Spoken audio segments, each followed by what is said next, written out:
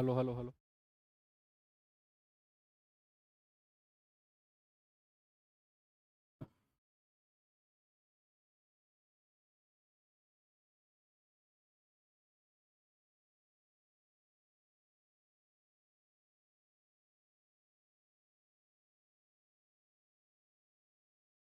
Hello बच्चों, नमस्कार। Good evening. क्या हाल चाल है सभी के? उम्मीद करता हूँ बहुत अच्छे होंगे। और चलिए भाई, 3 दिन आप लोगों की क्लास नहीं हो पाई थी। रीजन ऑलमोस्ट आप सभी जानते हैं कि हमारा एक बैच लॉन्च हुआ है एसएससी एमटीएस के लिए। तो उसमें मेरी क्लास लगाई गई थी जिसमें 3 डेमो मुझे देना था, और उसके बाद में उस क्लास को अब रोक कर आपका सिलेबस कंप्लीट करके ही मैं वो क्लास कंटिन्यू करूंगा। ठीक है? तो आज हम लोग, हमारे अभी 4 चैप्टर बचे हुए हैं एडवांस मैथ के। Mensuration, geometry, trigonometry, algebra. देखो, अब एग्जाम एग्जाम की बात है। मान लो अगर यही बात अगर मैं एसएससी सीजीएल या एसएससी सीपीओ वगैरह या एसएससी सीएचएसएल किसी और बच्चे से अगर मैं कर रहा होता, तो मैं ये कहता कि अभी आपका 50% सिलेबस बचा हुआ है, क्योंकि वहां वेटेज बराबर का होता है एडवांस और अरिथमेटिक में।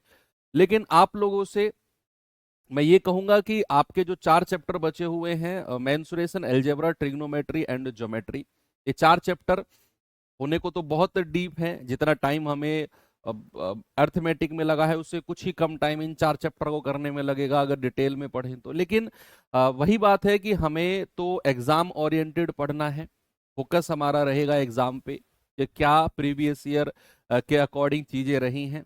तो मैंने आपको बताया पहले भी कि प्रीवियस ईयर के अकॉर्डिंग आपका आपके जो ये 4 चैप्टर हैं, इन चारों चैप्टर को ही अगर मैं एक साथ ले लूं तो चारों चैप्टर से ही आपके 2 से 3 सवाल मुश्किल से बने हैं।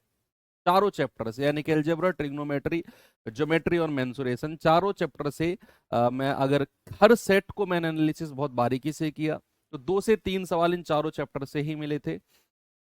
तो उस हिसाब से हम ये चैप्टर कंप्लीट करेंगे चारों, लेकिन उतना डीप में हम लोग नहीं जाएंगे। मैं आपको एक ओवरव्यू दूंगा और आपके जो प्रीवियस ईयर के अकॉर्डिंग चीजें पूछी गई हैं उन्हीं चीज पर मैं ज्यादा आपका फोकस करते हुए थोड़ा बहुत एक आध लेवल ऊपर नीचे जाकर आपको ये चारों चैप्टर कवर कराने हैं। ठीक है?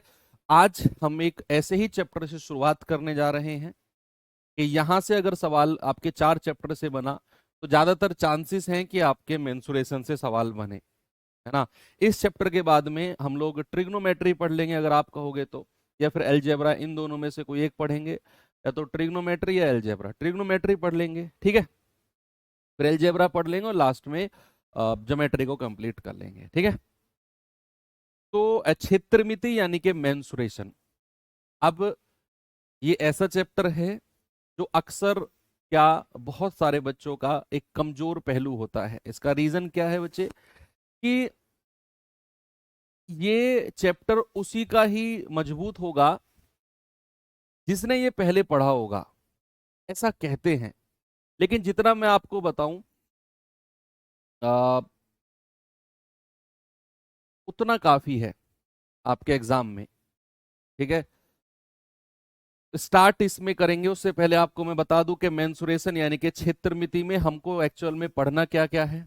बात अगर करें मेंसुरेशन की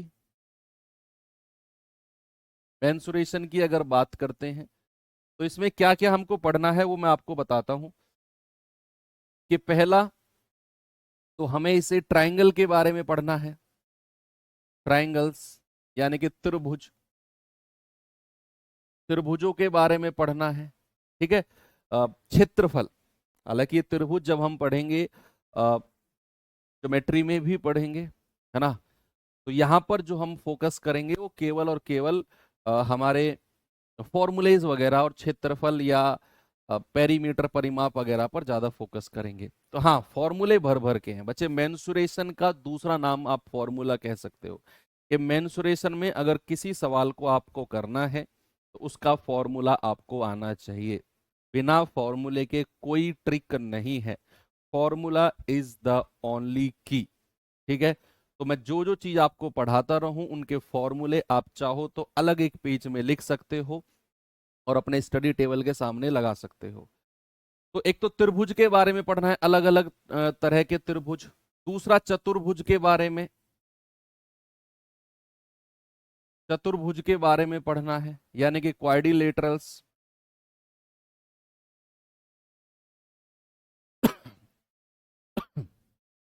क्वाड्रिलेटरल चतुर्भुज यानी कि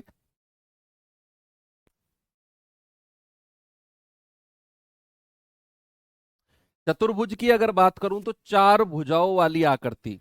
अब चार भुजाओं वाली आकृति में आपका आयत भी आ जाएगा, आपका वर्ग यानी कि स्क्वायर भी आ जाएगा, रोम्बस भी आ जाएगा, पैरेललोग्राम भी आ जाएगा, ट्रेपीजियम भी आ जाएगा।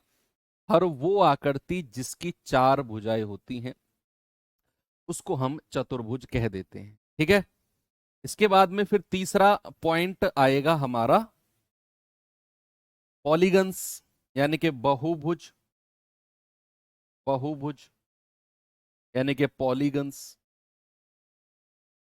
पॉलीगन्स। ठीक है। ये जो पार्ट हमने इधर देखा बच्चे, ये है हमारा 2D का पार्ट। किसका है? 2D mensuration. 2D मेंसुरेशन का पार्ट है जो हमें पढ़ना है। और ऐसे ही एक और पार्ट है इसका 3D पार्ट, 3 डायमेंशनल। 2D मतलब 2 डायमेंशनल और 3D मतलब 3 डायमेंशनल। ऐसी भुजाएं जिनकी 2 डायमेंशन होती हैं उनको 2 डायमेंशनल या 2D मेंसुरेशन कहते हैं। ऐसी आकृति जिनकी 3 डायमेंशंस होती हैं, जिनमें आयतन, वो पढ़ेंगे हम। ठीक है। तो 3D मेंसुरेशन में हमको कौन कौन से टॉपिक कवर करने हैं भाई? एक तो इसमें हमें पढ़ना है घन, घनाभ, घन तथा घनाभ, यानी कि cube and cuboid. Cube and cuboid. दूसरा इसमें हमें पढ़ना है बेलन। बेलन यानी कि सिलेंडर। थोड़ा थोड़ा सबके बारे में आपको नॉलेज दूंगा, दो दो तीन तीन क्वेश्चन सबके आपको करा दूंगा। ठीक है। तीसरा अगर बात करें तो शंकु। शंकु यानी कि कोण। चौथा अगर बात करें तो आपका गोला यानी कि स्फेयर। स्फेयर। पांचवा अगर बात करें, शंकु हो गया, स्फेयर हो गया, सिलेंडर हो गया, क्यूब, क्यूबॉइड हो गया। ठीक है। ये बाकी मिसलेनियस देखेंगे, जो भी आएगा मिसलेनियस यानी कि विविध। इसमें एक और है, इसमें एक और है जो हमने छोड़ दिया है, फोर्थ, सर्कल। सर्कल यानी कि वृत्त। ठीक है। अब इसी में ही हमारा सेमी सर्कल यानी कि अर्धवृत्त वगैरह सब इसी में ही आ जाएगा। तो ये पार्ट तो हमारा 2D का हो गया और ये पार्ट हमारा 3D का हो गया, जो हमें मेंसुरेशन में पढ़ना है। और थोड़ा थोड़ा सबके बारे में पढ़ेंगे ताकि हमें सबकी थोड़ी थोड़ी नॉलेज हो जाए। आज से मैं शुरुआत करूंगा किसकी? आज से शुरुआत करेंगे 2D ज्योमेट्री की, ओ सॉरी 2D मेंसुरेशन की। और स्टार्ट करेंगे कहां से? स्टार्ट करेंगे त्रिभुज यानी कि ट्रायंगल से। ट्रायंगल से स्टार्ट करेंगे। तो टॉपिक डालते हैं अपना ट्रायंगल। ट्रायंगल। ठीक है। त्रिभुज। त्रिभुज। अब ट्रायंगल का मतलब क्या होता है बच्चे? ऐसी शेप, ऐसी आकृति जिसकी तीन भुजा हो।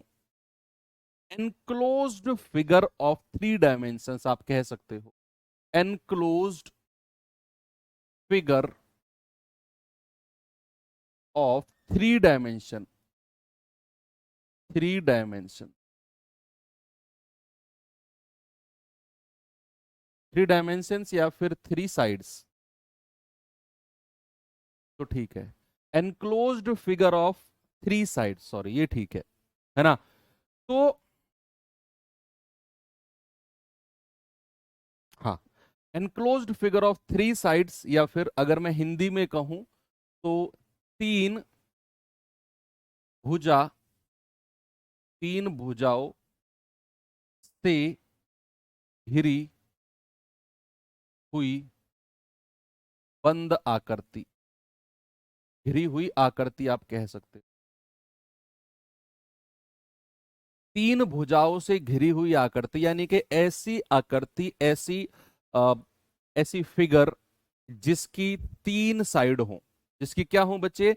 जिसकी 3 साइड हो। अगर मैं आपको ये बनाकर दिखाऊं तो कैसे होगा, कैसे दिखने में होते हैं ट्रायंगल्स, जरा देखेंगे। इस तरीके से आपको ट्रायंगल देखने को मिलेगा। यानी कि एक भुजा, देखो इसको कहते हैं साइड। तो ये साइड है ना, एक साइड, दो साइड और तीसरी साइड। ठीक है, ये तीन साइड है और ये बंद आकृति है, बंद आकृति है ना भाई। तीनों साइड आपस में एक दूसरे से जुड़ी हुई हैं और इन्होंने एक आकृति बनाई है जिसको कहते हैं भुजा, ओ सॉरी, ट्रायंगल, त्रिभुज। इस भुजा को अगर मैं ए मान लूं, इस भुजा को अगर मैं बी मान लूं और इस भुजा को अगर मैं सी मान लूं, तो ये इसकी तीन भुजा है। ए बी सी क्या है बच्चे? ए बी सी है साइड्स। ए बी सी क्या है? साइड्स। और अगर मैं इनकी यहां पर आप लिख सकते हो A B C are sides, ये क्या है? ए बी सी भुजा है। अगर मैं बात करूं इनकी, जैसे इसको बोल दूं थीटा 1, थीटा 2 और थीटा 3, आप कहेंगे सर थीटा 1, थीटा 2 और थीटा 3 क्या है? ये एंगल्स हैं। इनके बारे में हम ज्योमेट्री में बात करेंगे। इनको क्या बोलते हैं? इनको बोलते हैं एंगल्स। इनके बारे में हम ज्योमेट्री में बात करेंगे। अभी मेंसुरेशन में हमारा एक ही काम है कि इसके क्षेत्रफल वगैरह बारे में बात करना। तो ये तो मैंने आपको बताया कि ट्रायंगल होता क्या है। अब आते हैं आगे कि टाइप्स ऑफ ट्रायंगल। इस पे आते हैं बच्चे, types of triangle. Types of triangle, types of triangle. ठीक है, सबसे पहला आता है स्केलीन ट्रायंगल। क्या आता है? Scalene triangle. स्केलीन ट्रायंगल, ठीक है, जिसको हिंदी में कहते हैं विषम बाहु त्रिभुज। विषम बाहु त्रिभुज, विषम बाहु त्रिभुज। अब एक एक करके पढ़ेंगे सबके बारे में और सबके सवाल भी करेंगे। स्केलीन ट्रायंगल यानी कि विषम बाहु त्रिभुज का मतलब है ऐसा त्रिभुज जिसकी तीनों भुजाएं अलग अलग हों। मैंने क्या बोला?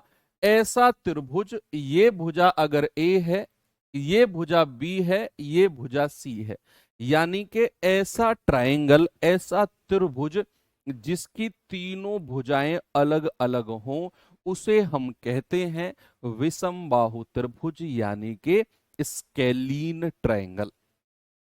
ठीक है, अब क्या क्या हमें इसके बारे में पढ़ना है? सबसे पहला पॉइंट, सबसे पहला फॉर्मूला आता है परिमाप का। किसका आता है बच्चे? सबसे पहला फॉर्मूला परिमाप। इंग्लिश में इसको कहते हैं पेरीमीटर। क्या कहते हैं इंग्लिश में? पेरीमीटर। और हम इसको डिनोट करते हैं पी से। तो मैं अगर आपको एक बात कहूं कि कोई भी त्रिभुज कहो, कोई भी चतुर्भुज कहो, कोई भी बहुभुज, पॉलीगन, मैं कह रहा हूं किसी की भी अगर मैं बात करता हूं और मैंने अगर पेरीमीटर की बात करी ना, तो बच्चे याद रखना, जब तक हम मेंसुरेशन पढ़ रहे हैं लास्ट क्लास तक भी याद रखना कि पेरीमीटर का मतलब होता है सारी भुजाओं का योग। मैं कोई भी आकृति उठाकर यहां रख दूं और मैं पूछूं कि बताओ इसका पेरीमीटर क्या होगा, बताओ इसका परिमाप क्या होगा, तो याद रखना किसी भी आकृति का अगर मैं परिमाप पूछूं तो फॉर्मूला याद करने की या रिकॉल करने की जरूरत आपको नहीं है। आपके दिमाग में तुरंत आना चाहिए कि पेरीमीटर मतलब होता है सारी भुजाओं का योग। तो यहां पर सारी भुजाओं का योग क्या हो जाएगा? P बराबर हो जाएगा A प्लस बी प्लस सी। कोई भी आकृति मैं यहां पर रख दूं, पेरीमीटर के लिए सारी भुजाओं को जोड़ देना, वही पेरीमीटर का फॉर्मूला होता है। यहीं पर अगर मैं सेमी पेरीमीटर कहूं, सेमी पेरीमीटर, सेमी पेरीमीटर यानी कि अर्ध परिमाप, अर्ध परिमाप। अर्ध परिमाप का मतलब होता है बच्चे परिमाप का आधा, यानी कि P/2। आप कह सकते हैं A plus B plus C/2, ये होता है अर्ध परिमाप और इसको डिनोट करते हैं S से। ठीक है, तो सेमी पेरीमीटर यानी कि अर्ध परिमाप का मतलब होगा P/2 और जिसको हम डिनोट करेंगे A plus B plus C/2। तीसरा फॉर्मूला, ये दूसरा फॉर्मूला आप कह सकते हो, तीसरा फॉर्मूला आता है आपका क्षेत्रफल का। किसका बच्चे? एरिया का। एरिया या फिर हिंदी में जिसको कहते हैं क्षेत्रफल, और इसको हम डिनोट करेंगे ए से। बच्चे एरिया भी दो तरीके से निकाला जाता है, सुनना। अगर मैं इस पॉइंट से सामने वाले लाइन पे एक परपेंडिकुलर डाल दूं, एक लंब डाल दूं, या फिर एक लाइन खींच दूं जो सामने वाली लाइन पे 90 डिग्री का कोण बनाती है, उसको हम डिनोट करेंगे एच से। और एच मतलब क्या होता है? हाइट। एच मतलब क्या होता है? हाइट या फिर ऊंचाई। ऊंचाई। बहुत सारे लोग इसे एल्टीट्यूड भी कहते हैं। एल्टीट्यूड। एल्टीट्यूड भी कह देते हैं, ठीक है। तो एच यानी कि अपोजिट पॉइंट से अगर मैं सामने वाली लाइन पर एक लाइन खींच दूं जो 90 डिग्री का कोण बनाती है, उसको कहेंगे एच। और उसको हम कह सकते हैं अपना हाइट। तो फॉर्मूला होता है आपका 1/2 गुणा ऊंचाई, गुणा ऊंचाई, गुणा आधार, गुणा आधार। अच्छा, इस जहां पर जिस भी पॉइंट पर देखो, ये मैं अलग से लिखता हूं। अगर ये लाइन इस पे पड़ रही है, तो जो नीचे वाली लाइन है, पड़ी हुई लाइन है, इसको बोलते हैं आधार। क्या बोलते हैं? आधार, या इंग्लिश में बोलते हैं बेस। और इसको बोलते हैं क्या? एच यानी कि हाइट। हाइट, ठीक है। तो अगर ये सामने वाली लाइन है तो इसको बोलेंगे ऊंचाई, और जिस पर ये 90 डिग्री का कोण बना रही है उसको बोलेंगे बेस यानी कि आधार। अब फॉर्मूला मैंने क्या बोला? 1/2 गुणा हाइट गुणा बेस। तो ये हमारा फॉर्मूला होता है किसका? क्षेत्रफल का फॉर्मूला होता है, एरिया का फॉर्मूला। और स्केलीन ट्राइंगल का,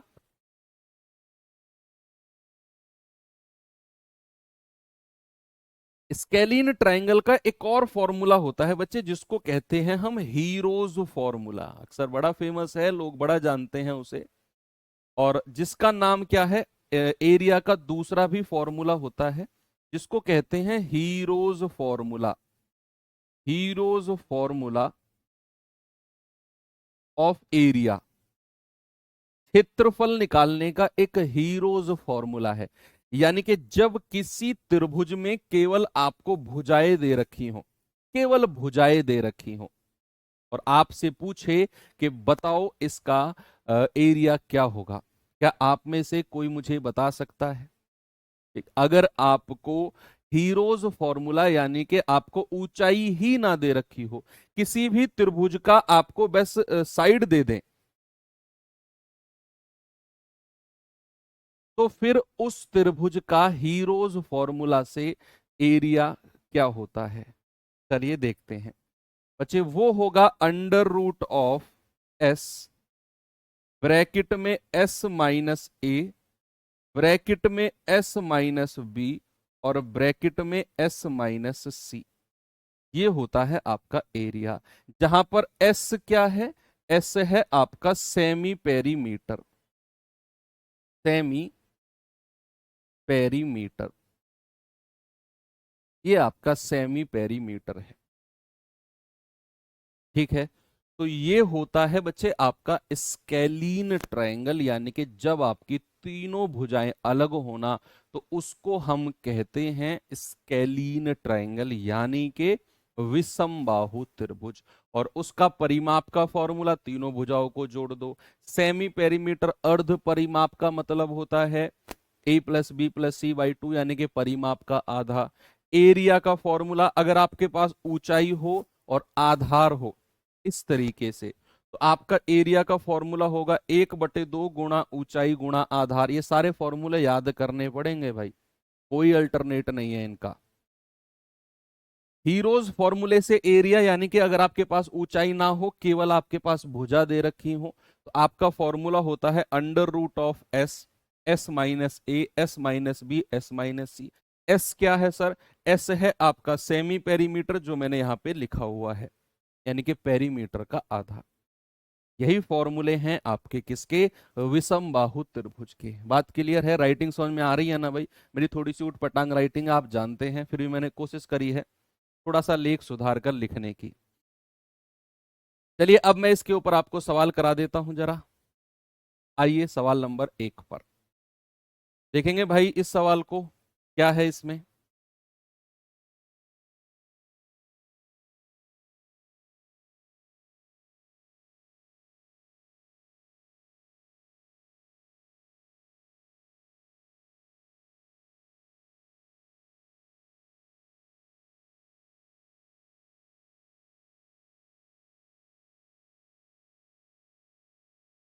देखिए क्या है सवाल में।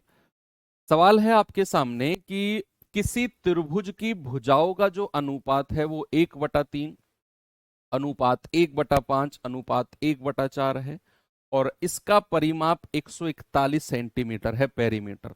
आपसे कह रहा है इसकी सबसे बड़ी भुजा की लंबाई और सबसे छोटी भुजा की लंबाई के बीच आपको डिफरेंस यानी कि अंतर बताना है ना। तो हमें अगर मैं बात करूं इनकी भुजा के बारे में, तो भुजा को उसने बोला हुआ है 1/3, अनुपात 1/5, अनुपात 1/4। पहले तो इस रेशियो को थोड़ा सा सिंपल बनाते हैं। ये फ्रैक्शन में है, इसको सिंपल बनाने के लिए आप जानते हैं कि हम क्या करते हैं, जो डिनोमिनेटर है इसका एलसीएम लो। 5 चौके 20, 20 तिया 60, 60 की गुणा तीनों में कर दो, यहां भी और यहां भी। तो ये रेशियो हमारा आसान बन जाएगा। ये जाएगा 20 बार, 20 एकम 20, अनुपात। ये जाएगा आपका 12 बार, 12 एकम 12। ये जाएगा आपका 15 बार, 15 एकम 15। यानी कि उस त्रिभुज की भुजाएं हमको मिल गई 20, 12 और 15। ये त्रिभुज की भुजा यानी कि साइड आपके पास है कि 20, 12 और 15। अब आपसे कह रखा है उसने कि भाई इसका परिमाप है 141। बच्चे अभी अभी मैंने आपको बताया कि what do you mean by perimeter, परिमाप का मतलब क्या है। परिमाप का मतलब है सारी भुजाओं का योग। तो अगर ये भुजाओं का रेशियो दे रखा है और मैं आपसे पेरीमीटर पूछूं तो आप इन सबको जोड़ोगे कि नहीं। 15 और 12 27 और 20 47। पेरीमीटर कितना कह दोगे आप, सर 15 और 12 27, 27 और 20 47, यानी कि 47 रेशियो में इसका पेरीमीटर होगा। और आपको पेरीमीटर दिया हुआ है 141, तो 47 का मान है 141 सेंटीमीटर। एक यूनिट का मान आएगा 141/47, ये आ जाएगा 3 सेंटीमीटर एक यूनिट का मान। आपसे पूछा है सबसे बड़ी भुजा की लंबाई और सबसे छोटी भुजा की लंबाई के बीच डिफरेंस क्या होगा। तो सबसे बड़ी भुजा तो 20 है, सबसे छोटी 12 है, इनका डिफरेंस कितना है 8। तो 8 यूनिट का मान कितना होगा, 8 गुणा 3 यानी कि 24 सेंटीमीटर। आपका आंसर कितना होगा, ऑप्शन नंबर सी 24 सेंटीमीटर। बहुत आसान सवाल है अगर आपको फॉर्मूले आते हैं। पूरा मेंसुरेशन आसान है, बशर्ते बच्चा आपको फॉर्मूले और उनके ऊपर थोड़ी सी प्रैक्टिस आनी चाहिए। सवाल देखेंगे जरा एक बार।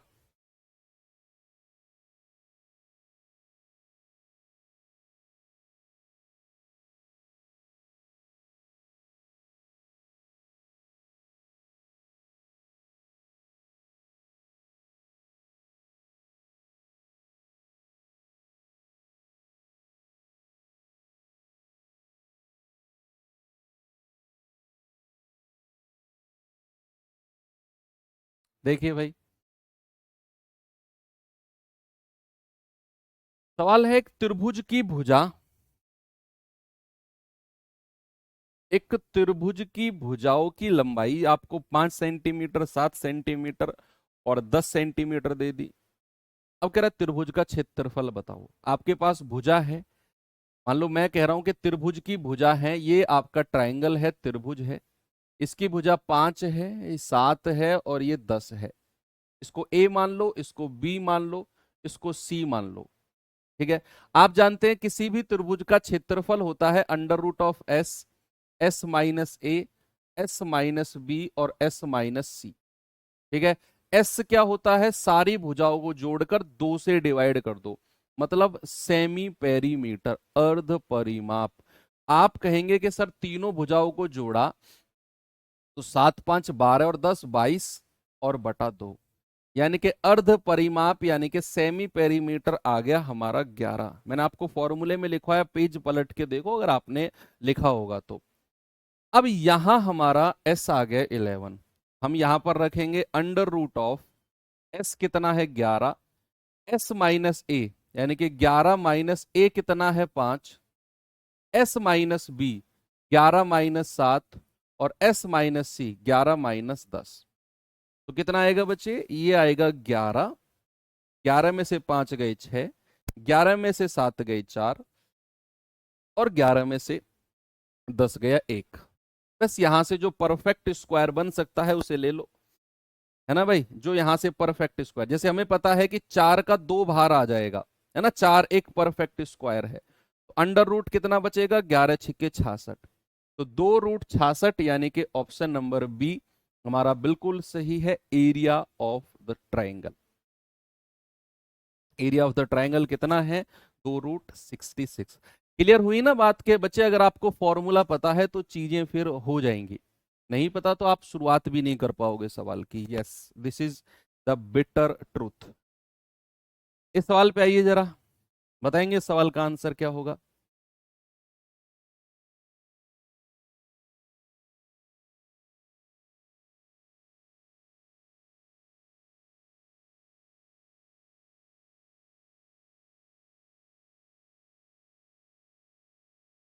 कह रहा है किसी त्रिभुज की तीनों भुजाओं की लंबाई क्रमशः 12, 15 और 21 सेंटीमीटर है, तो त्रिभुज का क्षेत्रफल बताओ। What is the area of the triangle. भाई अलग अलग भुजा आपको दे रखी है। मान लो ये त्रिभुज है, इसकी भुजा 12, 15 और 21 है। इसको ए मान लेते हैं, इसको बी मान लेते हैं, इसको सी मान लेते हैं, आपकी मर्जी है, किसी को कुछ भी मान लो। तो सेमी पेरीमीटर क्या होगा, अर्ध परिमाप निकालना है जरा। आप कहेंगे सर ये हो जाएगा सबको जोड़कर 2 से डिवाइड कर दो, 15 12 27 20 47 और एक 46/2, यानी कि अर्ध परिमाप आ जाएगा 23। और हम जानते हैं एरिया ऑफ द ट्राइंगल होता है S, S minus A, S minus B और एस माइनस सी। ये हीरोज फॉर्मूला बोलते हैं। अच्छा, इस फॉर्मूले को बोलते हैं हीरोज फॉर्मूला, हीरोज फॉर्मूला कहते हैं ना। तो यहां पर हमारा एस कितना आ गया, एस आ गया 23। एस माइनस ए कितना हो जाएगा, 23 माइनस 12। एस माइनस बी क्या होगा, 23 माइनस 21। और एस माइनस सी क्या होगा, 23 माइनस 15। ओके, तो यहां पर आ जाएगा 23, ये आ जाएगा 8 3 11, ये आ जाएगा आपका 2, ये आ जाएगा आपका 5 3 8। ओके, यहां से क्या कॉमन आ सकता है भाई, जरा देखेंगे एक बार। मुझे तो गलत लग रहा है आपका, है ना, ऑप्शन ही गलत लग रहे हैं। तीनों भुजाएं दे रखी हैं, 12 15 21 27 और 20 47 और 46/2 23। 23 माइनस 12 23 माइनस 21 23 माइनस 15, 5 3 8, 21 2 23, 11 और 23, है ना।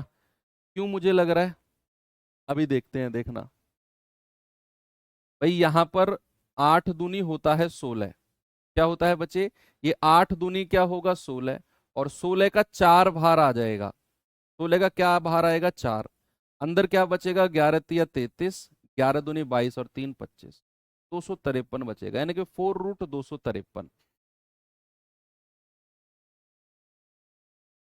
ये बचा है। 48 होगा। हमने गलत कर दिया है क्या, 15 12 27। ओ तभी तो मैं कहूँ कि कुछ तो यहाँ हुआ है फॉल्ट, इतना तो नहीं होगा। यस, 48 होगा। 5 2 7 और 1 8 आ जाएगा 24। 46 कौन कह रहा था, तुम में से मुझे आवाज आई थी पीछे से। चलो एनीवे भाई, अगर मैं यहाँ 24 लूंगा तो यह आएगा 24 माइनस 12, यह आएगा 24 माइनस 21 और यह आएगा 24 माइनस 15। कितना होगा ये देखना जरा, 24। 24 में से 12 गए 12, 24 में से 21 गए 3, 24 में से 15 गए तो 5 4 9। अब देखिए जो परफेक्ट स्क्वायर है उसको तो बाहर ले लो। अब जैसे 24 है, 24 को क्या मैं 12 गुणा 2 कह सकता हूं, भाई 12 दूनी 24 होता है। मैंने क्यों बोला ऐसे देखना, क्योंकि मुझे पता है कि 1 12 तो ये हो जाएगा रूट के अंदर, 1 12 ये, तो 2 12 अगर रूट के अंदर है तो 1 बाहर आ जाएगा बन के। 3 है, छोड़ो, 9 है, परफेक्ट स्क्वायर है तो बाहर 3 आ जाएगा। रूट के अंदर क्या बचेगा, एक ये 2 और एक ये 3। तो हमारा आंसर कितना आ गया, 12 तिया 36 रूट 6। ऑप्शन नंबर ए हमारा बिल्कुल सही है। इस 24 को मैंने लिखा है 12 गुणा 2, 12 गुणा 2 लिखा है, जिसमें मैंने 12 गुणा 12 का स्क्वायर यानी कि 12 बाहर आ गया, 9 का 3 बाहर आ गया, तो अंदर बचा 2 गुणा 3 यानी कि 36 रूट 6। ऑप्शन नंबर ए हमारा बिल्कुल सही जवाब है। ओके, ये था सवाल आपके विषमबाहु त्रिभुज यानी कि स्केलीन ट्रायंगल के ऊपर। अब बात करते हैं अगले ट्रायंगल, अगले त्रिभुज की। अगला त्रिभुज है बच्चे समबाहु त्रिभुज। समबाहु समबाहु त्रिभुज, समबाहु त्रिभुज यानी कि इक्विलेटरल ट्रायंगल।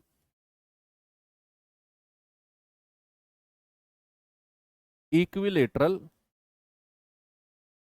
ट्रायंगल क्या होता है, पहले इसके बारे में थोड़ा सा देखते हैं कि समबाहु त्रिभुज क्या होता है। बच्चे नाम से ही क्लियर है, आप देखना, नाम से ही क्लियर है कि सम बाहु को मैं लिख सकता हूं सम प्लस बाहु।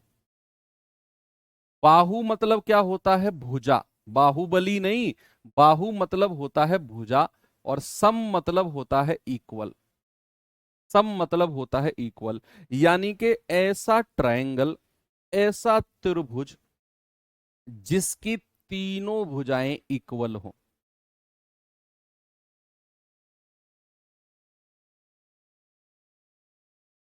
ऐसा त्रिभुज, ऐसा ट्रायंगल जिसकी तीनों भुजाएं बराबर हो। मैंने यहां पे कोई ट्रायंगल लिखा, ये भुजा अगर ए है तो ये भी ए हो जाएगी और ये भी ए हो जाएगी। उसी को बोलते हैं समबाहु त्रिभुज यानी कि इक्विलेटरल ट्रायंगल। इक्वी मतलब इक्वल, लेटरल मतलब होता है साइड। इक्वल साइड जिस भी ट्रायंगल की होगी उसी को बोलेंगे इक्विलेटरल ट्रायंगल। ठीक है, तो यहां भी हमारे वही फॉर्मूले बनेंगे। अगर मैं परिमाप यानी कि पेरीमीटर की आपसे बात करूं तो क्या आप में से कोई मुझे बता पाएगा कि पेरीमीटर क्या होगा, परिमाप क्या होगा?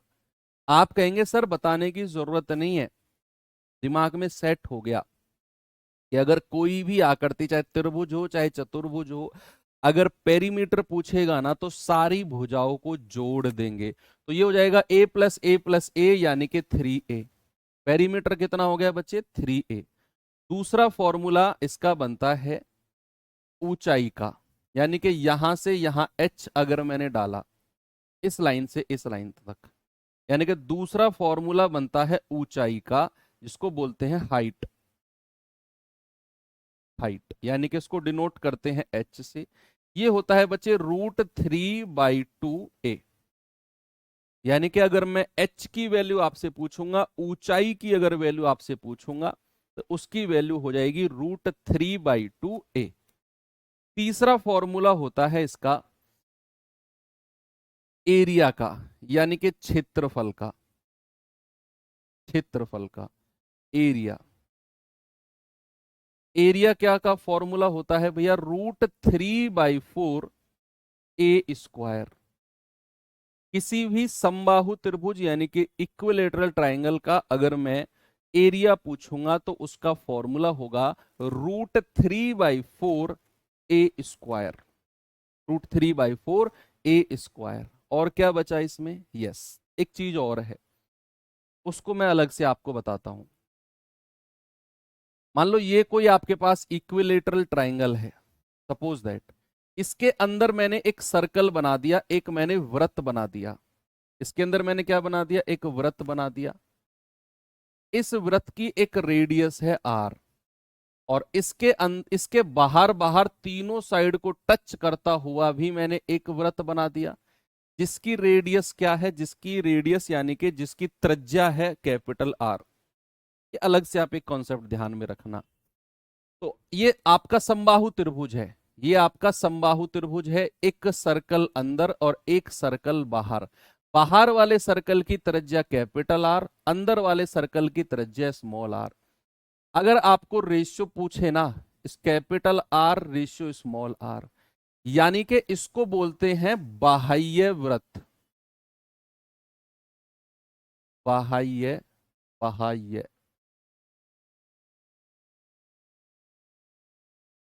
बाह्य वृत्त यानी कि एक्सटर्नल सर्कल। अंदर वाले को बोलते हैं अंतःवृत्त। अंतःवृत्त,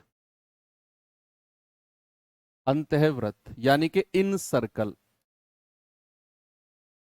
इन सर्कल। ठीक है, अंदर वाले वृत्त को अंतःवृत्त, बाहर वाले को बाह्य वृत्त। तो आपसे ना डायरेक्ट एक फॉर्मूले के रूप में चीजें डायरेक्ट पूछेगा। आपको कोई रेडियस दे देगा या भुजा दे देगा आपको, और आपसे कहेगा बाह्य वृत्त और अंतःवृत्त का रेडियस का, त्रिज्या का रेशियो बताओ, त्रिज्या का। तो वो हमेशा 2:1 होगा, हमेशा याद रखना। हमेशा बाह्य वृत्त और अंतःवृत्त की जो त्रिज्या है उसका रेशियो ऑलवेज 2:1 होगा, ऑलवेज। चाहे इसकी भुजा कुछ भी दे रखी हो, चाहे इस समबाहु त्रिभुज की भुजा कुछ भी दे रखी हो, अगर आपसे ये पूछे कि बाह्य वृत्त की त्रिज्या और बाह्य अंतःवृत्त की त्रिज्या का अनुपात, सीधा आपने लगाना है 2:1, यानी कि 2:1। बाकी फॉर्मूले आपके पास ये तीनों फॉर्मूले हैं। चलिए चलते हैं अपने सवाल की तरफ। और पहला सवाल है, जरा देखिए ये,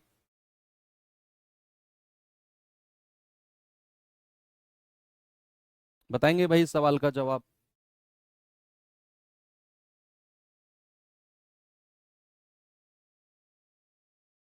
कह रहा है यदि एक समबाहु त्रिभुज की भुजा 4 यूनिट है तो उसका क्षेत्रफल कितना होगा। What is the area of the equilateral triangle. आपको भुजा दे दी 4, आप जानते हैं एरिया का फॉर्मूला होता है √3/4 a², यानी कि हमारा आंसर होगा √3/4, और a कितना है 4, 4 का स्क्वायर, तो ये होगा √3/4 गुणा 16, 4 चौके 16, हमारा आंसर आ जाएगा 4√3। कितना आंसर आएगा बच्चे, 4√3 वर्ग यूनिट, ये एरिया होगा। हाँ, परिव्रत भी बोल देते हैं, बाह्य व्रत भी बोल देते हैं, कोई दिक्कत नहीं है, परिव्रत बोल दो आप। आगे चले,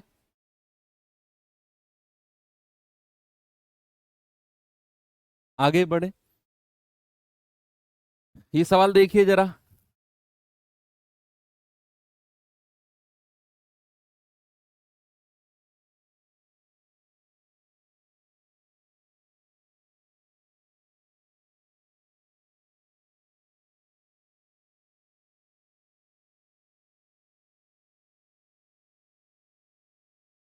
एक समबाहु त्रिभुज का क्षेत्रफल 25√3 वर्ग सेंटीमीटर है, इसकी भुजा ज्ञात करो।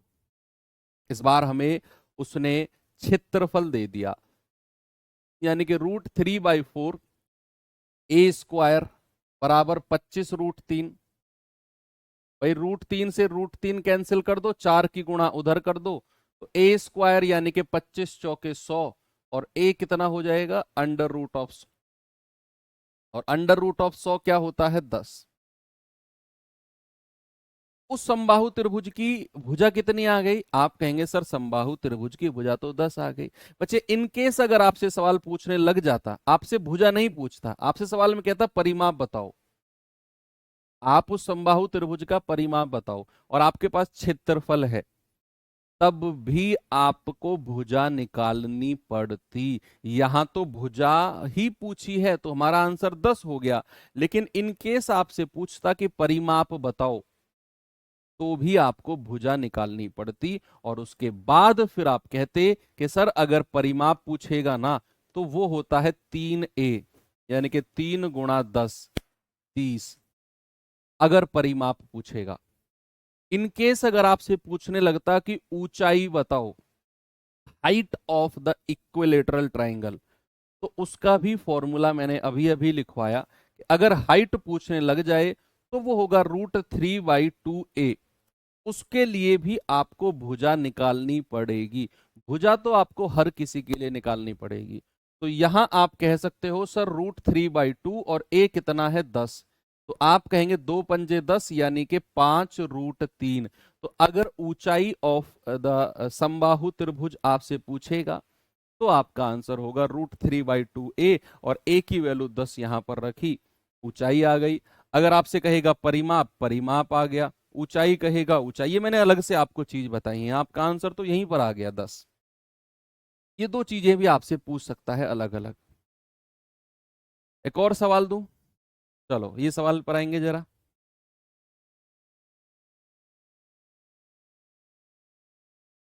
देखेंगे भाई सवाल को क्या है इसमें। सवाल है, दो समबाहु त्रिभुज के क्षेत्रफल का अनुपात है 36 और 64। कह रहा है उनकी ऊंचाई का अनुपात क्या होगा। उनकी ऊंचाई का अनुपात क्या होगा। बच्चे इसे आप फॉर्मूले के रूप में भी लिख सकते हो, फॉर्मूले के रूप में भी, कि अगर आपको दो त्रिभुज दे रखे हो, आपको दे रखा हो त्रिभुज ए और दूसरा मैंने कहा त्रिभुज बी। देखना, आपको फॉर्मूले के रूप में मैं लिखवा देता हूं, ठीक है, आपको ज्यादा नहीं सोचना पड़ेगा। दो त्रिभुज हैं, त्रिभुज ए और त्रिभुज बी। अब उनका रेशियो उसने बोला है, अनुपात। उसने कहा अगर क्षेत्रफल का रेशियो आपको दिया हुआ है, मान लो ये दिया हुआ है ए बी या एक्स वाई, मैंने सपोज मान लिया, इनके क्षेत्रफल का रेशियो दिया हुआ है एक्स वाई। अगर आपसे पूछेगा इनकी भुजा का रेशियो बताओ क्या होगा, अनुपात ही पूछेगा, रेशियो। आपको क्षेत्रफल का रेशियो देगा और कहेगा भुजा का रेशियो बताओ क्या होगा। बच्चे याद रखना, भुजा का रेशियो होगा under root of X ratio under root of Y. Under root of X ratio under root of Y. इनका रूट कर देंगे, जो क्षेत्रफल का रेशियो है ना उसका रूट कर देंगे, क्योंकि हमें पता है कि किसी भी क्षेत्रफल का फॉर्मूला होता है √3/4 इंटू भुजा का स्क्वायर, भुजा का स्क्वायर। ठीक है, तो ये हमें जो रेशियो दे रखा है ना, एक्चुअल में ये भुजा का स्क्वायर दे रखे हैं, है ना भाई। अगर रेशियो पूछेगा तो √3/4 इंटू दूसरे वाले की भुजा का स्क्वायर, दूसरे वाले की भुजा का स्क्वायर, ये पहले वाले की भुजा का, तो √3/4 तो कट ही गए दोनों तरफ से रेशियो में। अब जो भुजा के स्क्वायर है वो 36 64 है, तो यहां से अगर मुझे भुजा निकालनी होगी तो यहां से रूट हट, स्क्वायर हट के इन दोनों के ऊपर रूट बन जाता है। इसीलिए मैंने बोला कि अगर क्षेत्रफल दे रखा हो और भुजा का रेशियो निकालना हो तो हम अंडर रूट लगा देते हैं। अगर आपसे ऊंचाई का रेशियो भी आपसे पूछेगा तो भी आपका आंसर √x रेशियो √y ही होगा। Then also your ratio will be √x and √y। ऊंचाई का रेशियो भी, इनकेस अगर आपसे परिमाप का रेशियो पूछे, परिमाप का, तो भी आपका आंसर √x रेशियो √y ही होगा। अगर क्षेत्रफल का रेशियो एक्स वाई है तो भुजा का रेशियो भी √x √y, ऊंचाई का रेशियो भी √x √y, परिमाप का रेशियो भी √x √y। हमें क्षेत्रफल यानी कि एरिया का रेशियो क्या दे रखा है भाई साहब, 36 और 64। और हमसे क्या पूछा है, ऊंचाई का रेशियो। मैंने कहा वो भी हमारा क्या हो जाएगा, वो भी हमारा √x यानी कि √36 और √y यानी कि √64। ये हो जाएगा 6 और 8। आंसर कितना हो गया, ऑप्शन नंबर डी हमारा बिल्कुल सही है। इन्हें भी आप फॉर्मूले के रूप में एक बॉक्स में बंद करके लिख सकते हो। अगले सवाल पे आपको मैं लेकर चलता हूं बच्चे, जरा देखेंगे इस सवाल को क्या है इसमें।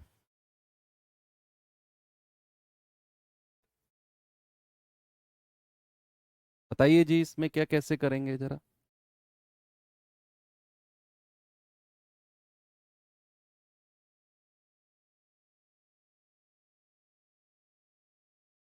सवाल है, यदि किसी समबाहु त्रिभुज की प्रत्येक भुजा, किसी समबाहु त्रिभुज की प्रत्येक भुजा को 3 गुना कर दिया जाए, 3 गुना, तो नए समबाहु त्रिभुज का क्षेत्रफल क्या होगा। अभी अभी मैंने आपको एक फॉर्मूला लिखवाया, आपको आपने देखा होगा कि अगर आपके पास क्षेत्रफल दे रखा हो एक्स वाई और क्षेत्रफल से आप भुजा निकाल रहे हो तो आप अंडर रूट लगा दो। चाहे परिमाप पूछेगा तब भी अंडर रूट लगा दो, चाहे ऊंचाई पूछेगा तब भी अंडर रूट लगा दो। लेकिन अगर आपसे, इनकेस आपसे दे दे भुजा का रेशियो, भाई आपसे कहे त्रिभुज एक, त्रिभुज ए और दूसरा त्रिभुज बी, त्रिभुज बी, और आपसे इनकी भुजा का रेशियो दे दे कि भुजा का रेशियो सपोज एक्स वाई है। बच्चे याद, चाहे भुजा का रेशियो दे दे, चाहे परिमाप का रेशियो दे दे, चाहे आपको ऊंचाई का रेशियो दे दे, किसी का भी रेशियो दे सकता है। और मैंने कहा इनका रेशियो सपोज एक्स वाई है और आपसे पूछे क्षेत्रफल का रेशियो क्या होगा, क्षेत्रफल का, तो हमेशा याद रखना स्क्वायर हो जाएगा। भुजा का स्क्वायर कर दो तो आपका अनुपात किसका आ जाएगा, क्षेत्रफल का आ जाएगा। अगर आपके पास रेशियो दे दे परिमाप का या भुजा का या ऊंचाई का एक्स वाई और हमसे पूछे बताओ क्षेत्रफल का रेशियो, एरिया का रेशियो क्या होगा, तो बच्चे याद रखना उसके लिए हम स्क्वायर कर देंगे, ठीक है, वर्ग कर देंगे। अब जैसे इसी सवाल में हमने देखा कि भाई यहां पर उसने बोला है कि किसी समबाहु त्रिभुज की प्रत्येक भुजा को 3 गुना कर दिया, यानी कि भुजा के बारे में उसने बोला है कि भुजा अगर पहले 1 यूनिट थी तो नई भुजा कितनी हो जाएगी, ये पुरानी भुजा है और ये नई भुजा है। उसने बोला कि भुजा को 3 गुना कर दिया। भुजा अगर 1 यूनिट पहले थी तो बाद में हो गई 3 यूनिट, है ना। तो भैया पूछा है क्षेत्रफल क्या होगा, तो बच्चे अगर मैं यहां से आपसे पूछूं कि क्षेत्रफल क्या होगा, आप कहेंगे सर इनका वर्ग कर दो, इसका वर्ग और इसका वर्ग, तो ये हो जाएगा 1:9। अब आप यहां साफ देख सकते हो कि अगर भुजा को 3 गुना किया, यानी कि 1 का 3 गुना किया, तो भाई क्षेत्रफल कितना हो जाएगा, क्षेत्रफल हो जाएगा 9 गुना। आप देख रहे हो ना 1 से 9, भाई भुजा 1 से 3 हुई है, कोई भी चीज अगर 1 से 3 हुआ मतलब 3 गुना, और अगर 1 से 3 3 गुना है तो क्षेत्रफल वर्ग कर दो, यानी कि 1 से 9, तो क्षेत्रफल कितना हो जाएगा, प्रारंभिक क्षेत्रफल का 9 गुना। कितना हो जाएगा भाई, प्रारंभिक क्षेत्रफल का 9 गुना। बात क्लियर है, यस। चलो अब मैं समद्विबाहु त्रिभुज पढ़ाऊंगा, आपको आता है 3 नंबर का। इसके फॉर्मूलेज लिखेंगे, बस क्वेश्चंस इसके हम कल करेंगे। अभी आप फॉर्मूलेज लिखो मेरे साथ। तीसरे नंबर पे आता है समद्विबाहु त्रिभुज, समद्विबाहु त्रिभुज, है ना, यानी कि आइसोसेलेस ट्रायंगल। अब नाम से ही सब कुछ क्लियर है, आप देखना नाम में ही सब कुछ छुपा हुआ है, नाम में ही सब कुछ छुपा हुआ है। आप देखो सम मतलब क्या होता है, प्लस, द्वि मतलब क्या होता है, प्लस, और बाहु मतलब क्या होता है, आप खुद मुझे बताओगे। सर सम मतलब होता है इक्वल, द्वि मतलब होता है टू, और बाहु मतलब होता है साइड। यानी कि जहां पे टू साइड्स हमारी इक्वल हो, ऐसा ट्रायंगल जिसकी 2 साइड इक्वल हो, जिसकी 2 भुजाएं इक्वल हो, equal to sides, that is called समद्विबाहु आइसोसेलेस ट्रायंगल। यानी कि अगर मैं इसको पिक्टोरियल रिप्रेजेंटेशन में दिखाऊं तो मान लो ये भुजा अगर मैंने ए मानी तो ये वाली भुजा भी ए हो जाएगी और ये तीसरी भुजा अलग हो जाएगी। 2 साइड, कोई भी 2 साइड इसकी इक्वल होंगी, बराबर होंगी हमेशा। तो 2 साइड अगर इक्वल हैं और तीसरी साइड अलग है, दैट इज कॉल्ड समद्विबाहु। अब इसके वही फॉर्मूले आप लोग मुझे बताएंगे कि अगर मैं आपसे पहला फॉर्मूला पेरीमीटर का पूछता हूं, पेरीमीटर, आप मुझे बता पाओगे क्या परिमाप क्या होगा। सर तीनों भुजा को जोड़ दो, a प्लस ए, 2a और प्लस का b, है ना, तीनों भुजाओं को जोड़ दिया तो पेरीमीटर मिल गया। पेरीमीटर का फॉर्मूला तो याद भी करने की जरूरत नहीं है आपको।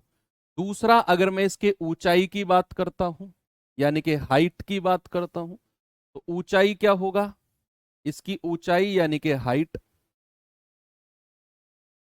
हाइट हो जाएगी इसकी 1/2 under root 4a² minus b²।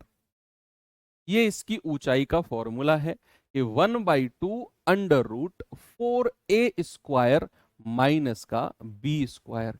और तीसरा, अगर मैं इसके एरिया या फिर क्षेत्रफल कहें, इसकी बात अगर मैं करूं, तो ये हो जाएगा b/4 under root 4a² minus B square.